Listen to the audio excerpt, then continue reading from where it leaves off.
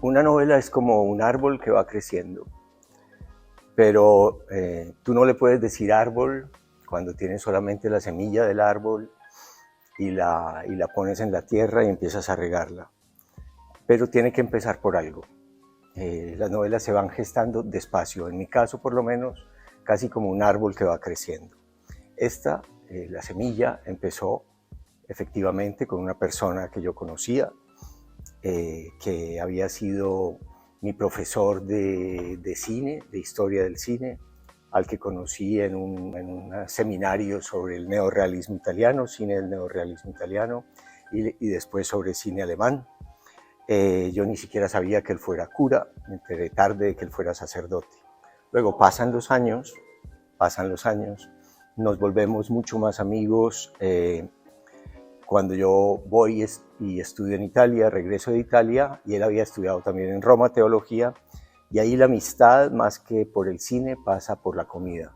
Hacíamos grandes comilonas en mi casa, y pasa otro tiempo, y esta es la verdadera semilla de la novela, que es cuando yo me separo de mi mujer, me voy de la casa, ella vive con mis dos hijos y con una empleada que también tiene una niña, y poco después de que yo me divorcio y me voy de la casa, este viejo amigo se enferma gravemente del corazón, no puede seguir viviendo en su residencia de curas, tiene que buscar una casa sin escaleras, y así era la casa donde vivía mi exmujer con los niños.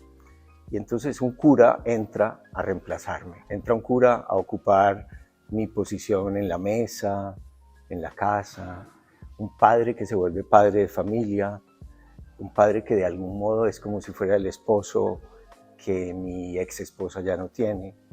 Y entonces el que se quería ir de la familia, el que se fue de la familia harto del amor o harto del desamor, el que ya no vive con sus hijos, el que odia esa situación o la odiaba, ve con sorpresa que el que entra está muy feliz, está muy feliz. Este gordo, grande, amable, trata a los hijos mejor que el que se va. Y eso ya se empieza a volver una novela en mi cabeza. Y entonces, bueno, ya después pasan otros 25 años y durante la pandemia eso se vuelve el árbol ya, probablemente porque hablar de alguien enfermo, gravemente enfermo, amenazado, con la muerte que le respira en la nuca, es un personaje que se adapta bien a lo que estamos viviendo todos, a un virus que también nos respira en la nuca, o por lo menos a nuestros padres, a los más viejos, a los abuelos. Y la novela fluye en ese estado mental de la pandemia. Sí, en realidad cuando yo estoy escribiendo una novela, no estoy pensando como en cuestiones filosóficas o sociológicas, sino que estoy pensando en una historia. Pero cuando la historia se va desarrollando, claro que eso que mencionas aparece. Aparece el hecho de ser padre de hijos que no son biológicamente tuyos, incluso que son tres niños, pero dos son hermanos entre sí y otra no es hermana de los otros dos. Un cura que vive con dos mujeres jóvenes, distintas, una italiana mucho más espiritual, mucho más culta, con la que se entiende muy bien en el tema de la música y del cine, que son sus pasiones, y otra, una costeña, que en Colombia eso significa muchas cosas, pero sobre todo significa alegría, una mujer que además, por circunstancias puramente físicas, toca a este cura, lo toca físicamente, lo roza finalmente, después de que él ha pasado 35 años enamorándose de actrices o de cantantes platónicamente. De repente hay una mujer que nota que él tiene las piernas hinchadas y dice, bueno, le voy a hacer un masaje, ella dice un sobijo, para que se le deshinchen las piernas. Y para él, que ha tenido, como los cristianos, escindido el cuerpo y el espíritu, de repente ve como que eso se va unificando, el cuerpo y el espíritu. Además, porque estando enfermo del corazón, también empieza a ve muy claramente cómo toda su mente, todo su espíritu, todo lo que él piensa que es mental, depende claramente de un músculo y del cuerpo puramente físico. Sí, hay que situarse en la Medellín de esa época, digamos años 80 y 90. Es una Medellín conocida en el mundo entero por su violencia, por el narcotráfico. Medellín es la ciudad más violenta del mundo. En los años 90, cuando la novela empieza, matan en Medellín unas 7.500 personas cada año, que son cifras de país en guerra. Y sin embargo hay ahí un hombre alto, gordo, bonachón, como un buey manso, que de lo que se ocupa es de la cultura y de formar a los jóvenes, a sus amigos, a sus amigas, a nosotros, en el gusto por el cine, por el buen cine. Él era un gran crítico de cine, y en el gusto por la música clásica, sobre todo por la ópera, que era lo que a él más le gustaba.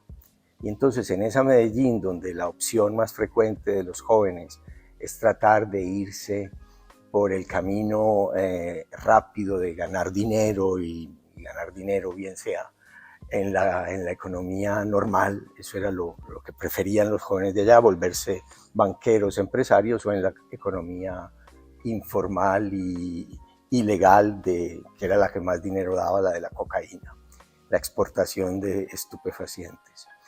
Y en ese negocio en particular, pues la violencia es lo que manda. Pero la cultura es lo que en ese momento distinguía a esta persona, y lo que hizo que muchos jóvenes de entonces se convirtieran y sean hoy los mejores directores de cine de Colombia, como Víctor Gaviria, Sergio Cabrera, que fueron sus alumnos, violinistas, directores de orquesta o escritores como yo mismo. Como si una influencia cultural hubiera dejado en un grupo de amigos importante algo muy bueno durante la misma época en la que Medellín era solamente asesinatos, violencia, vulgaridad, grosería, espanto. Entonces ese contraste y esa irrupción de la cultura como algo que te puede salvar, o que le puede dar mucho sentido a tu vida para siempre, es lo más importante.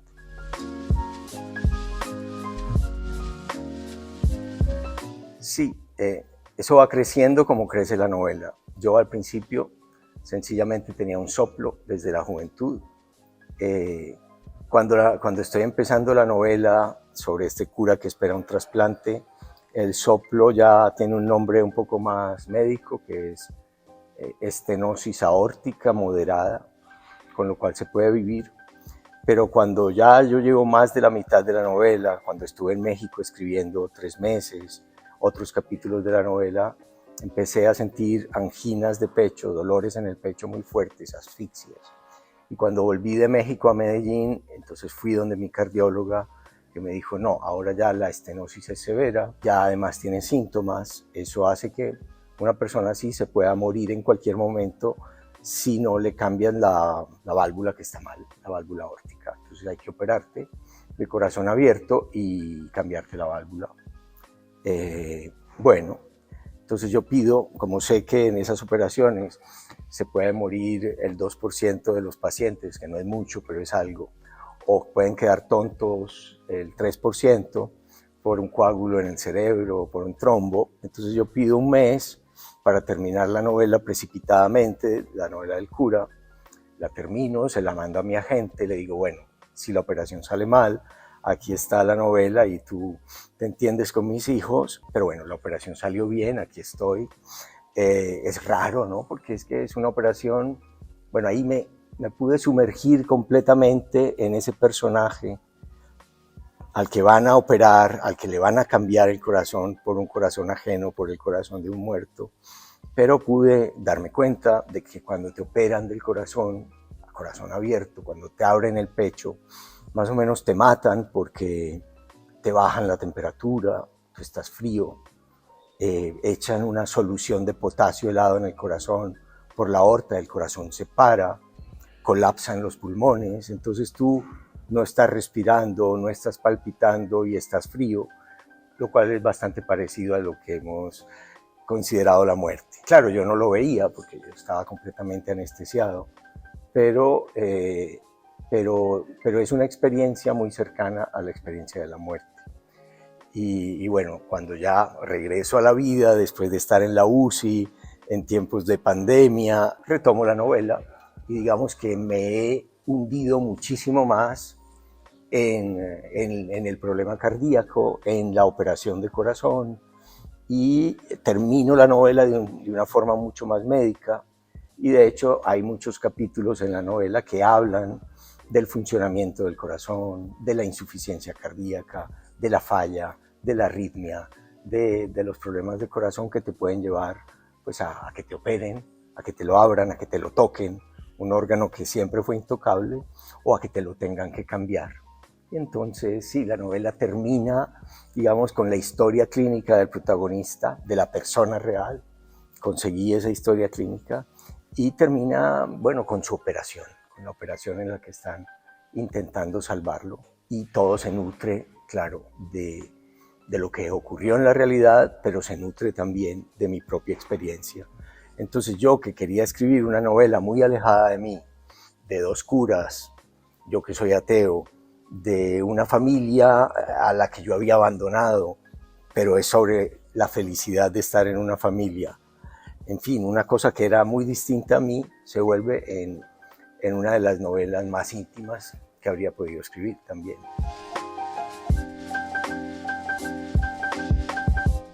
En estos días he estado leyendo, no sé por qué, un librito de Séneca que se llama El arte de mantener la calma, que es un libro contra la ira. Un libro para enseñar, es un libro muy didáctico, es como un libro de autoayuda clásico, pero es como cómo no sucumbir a la rabia y a la ira, y cómo la ira puede ser la peor consejera de tu vida, cómo tratar a los enemigos, cómo tratar a los que te insultan, cómo lidiar con el poder cuando el poder te oprime y eso también te despierta tu ira, cómo lidiar con las penas de la vida, con que alguien se te muera o con que un amigo te traicione. Ese libro me ha gustado mucho, El arte de mantener la calma. Leí hace poco también la última novela de Jorge Volpi, que se llama Partes de Guerra. Me gustó mucho porque mezcla algo que a mí me interesa mucho en este momento, que es el corazón, pero también el cerebro, la mente. Es una novela de neurocientíficos que se van a tratar de entender por qué unos niños matan a una niña o unos adolescentes matan a un adolescente, a entenderlo desde el punto de vista neurológico, pero desembocan en el corazón. Y eso es en la frontera de México, como en la zona de la barbarie, lo más apartado de la civilización, pero estos profesores neurocientíficos que parecen la cima de la civilización no son en el fondo tan distintos a los jóvenes de la barbarie. He estado releyendo para una charla que tengo ahora sobre ciudades, un libro de Italo Calvino que se llama Las ciudades invisibles, que es un libro que yo de vez en cuando vuelvo a él, es precioso. Y es la descripción de una serie de ciudades en una paginita cada una. Todas las ciudades tienen nombre de mujer y son ciudades imaginarias, pero basadas en ciudades reales. Y ese problema a mí siempre me ha interesado, el trasplante, digámoslo así, de la realidad, de la experiencia a la ficción. En mi caso, el trasplante, por ejemplo, de un cura real a un cura ficticio. O en el caso de las ciudades de Calvino o de las ciudades de las novelas, cuando las ciudades se convierten en palabras, son otra cosa.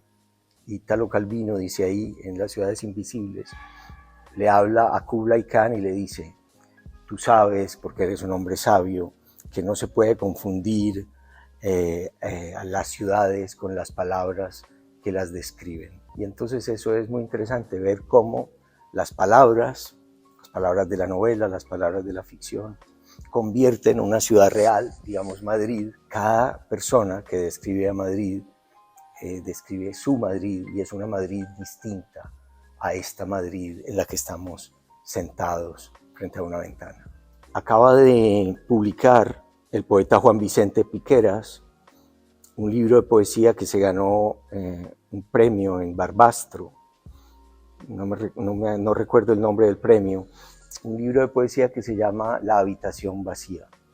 Él es un poeta de un pueblo de Valencia, que merecería ser más leído y más conocido en España, que escribe una poesía profunda, hermosa, pero muy clara a la vez.